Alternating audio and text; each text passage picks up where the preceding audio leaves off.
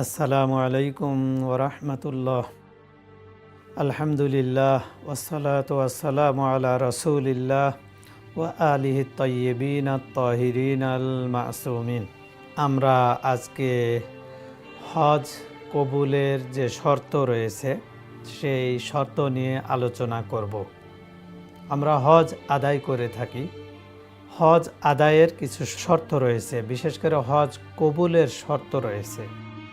আমরা যেহেতু কষ্ট করে অর্থ সম্পদ ব্যয় করে হজ করে থাকি, আমাদের জানা প্রয়োজন যে কোন শর্তগুলো আমাদেরকে বজায় রাখতে হবে। তার শর্ত কি? 1 নম্বর শর্তই হচ্ছে আমাদেরকে হজের নিয়ত পরিষ্কার করা, অর্থাৎ ইখলাস, একনিষ্ঠতার সাথে হজ আদায় করা। একমাত্র আল্লাহর সন্তুষ্টির জন্য হজ আদায় করা। লোক দেখানো নয়, আমাকে হাজি বলবে এ কারণে নয়, অথবা সামাজিকভাবে আমার মর্যাদা বেড়ে যাবে, মানুষ আমাকে হাজি বলবে, এই ধরনের মন মানসিকতা নিয়ে নয়। একটু রসিকতা করেই বলতে হয় আর কি, যে কোনো হাজি কয়েকবার হজ করেছিলেন, তো বাড়িতে মেহমান এসেছে, তো উনি বলতেছেন যে ওই যে আমি 3 নম্বরে যে হজ করেছি না, ওই লাঠিটা নিয়ে আমার জন্য নিয়ে এসো। মানে বোঝানো দরকার যে আমি 3 বার হজ করেছি। না, এই মন মানসিকতা নিয়ে নয়। হজ একবারই ফরজ, দ্বিতীয়, তৃতীয়, চতুর্থ, পঞ্চম যতবারই যায় সেগুলো মুস্তাহাব, সেগুলো আমাদের উপর ওয়াজিব নয়। আর একবার যদি আসলে সেই চেতনা নিয়ে যদি আমরা হজ করি, তাহলে সেটা কিন্তু অত্যন্ত গুরুত্বপূর্ণ। কাজেই 1 নম্বর শর্ত হচ্ছে ইখলাস। 2 নম্বর শর্ত হচ্ছে গুনাহ ত্যাগ করা, গুনাহ না করা।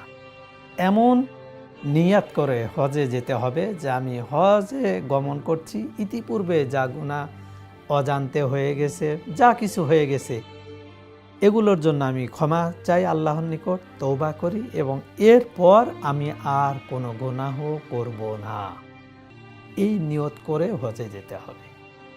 এবং যে ব্যক্তি এই নিয়ত করে হজ আদায় করে, সে ব্যক্তি এমনভাবে নিষ্পাপ হয়ে যায় যে হাদিসে এসেছে, যখন ওই ব্যক্তি হজ পালন করে ফিরে আসে, তো সে ব্যক্তি এমন অবস্থা, এমন নিষ্পাপ হয়ে যায় যে সে ব্যক্তি যেন নবজাত শিশুর মতো হয়ে যায়। নবজাত শিশু যেমন পৃথিবীতে আগমন করে, তার কোনো গুনাহ থাকে না, এই হাজি সাহেবেরও কোনো গুনাহ থাকে না। আল্লাহ পাক রব্বুল আলামিন সব কিছু মাফ করে দেন। তাহলে দ্বিতীয় শর্ত হচ্ছে গুনাহ ত্যাগ করা। তৃতীয় শর্ত হচ্ছে হালাল উপার্জন দিয়ে হজ করা। কোনো ক্ষেত্রে যে হজে আমরা গমন করব, ওই হজের টাকা যেন হারাম পথে ইনকাম করা টাকা না হয়। আমরা নিজেরাই জানি, প্রত্যেক ব্যক্তি জানি যে আমার জীবনে আমি কি করি। কোরআন শরীফে এসেছে, বালিল ইনসানু আলা নাফসিহি বাসীরা। প্রত্যেক ব্যক্তি তার নিজ সম্পর্কে জানে। সম্মানিত হাজী সাহেব, আমরা জানি যে আমরা কোন অর্থ দিয়ে হজে যাচ্ছি। কাজেই আমাদের এ কথা যেন খেয়াল থাকে, আমরা যেন হালাল অর্থ ব্যয় করে হজ আঞ্জাম দিই। রাসূল আকরাম সাল্লাল্লাহু আলাইহি ওয়াসাল্লাম বলেছেন, মান হাজ্জা বিমালিন হারাম, যে ব্যক্তি হারাম অর্থ দিয়ে হজ আদায় করে এবং ফাকালা লব্বাইক আল্লাহুম্মা লব্বাইক, যদি হারাম মাল নিয়ে ব্যয় করে হজে যায় এবং সেখানে গিয়ে বলে লব্বাইক আল্লাহুম্মা লব্বাইক, হে আল্লাহ, আমি তোমার দরবারে এসে উপস্থিত হয়ে গেছি, আল্লাহর তরফ থেকে কি জবাব আসে জানেন? ক্বাল আল্লাহু তাবারাকা ওয়া তাআলা, আল্লাহ পাক রব্বুল আলামিন ওই হাজীকে ডেকে বলেন, লা লব্বাইক, না, তুমি লব্বাইক বলনি। তোমার এই লব্বাইক, তুমি যে বলছো আমার দরবারে এসে উপস্থিত হয়েছ, আমি এই লব্বাইককে গ্রহণ করিনি।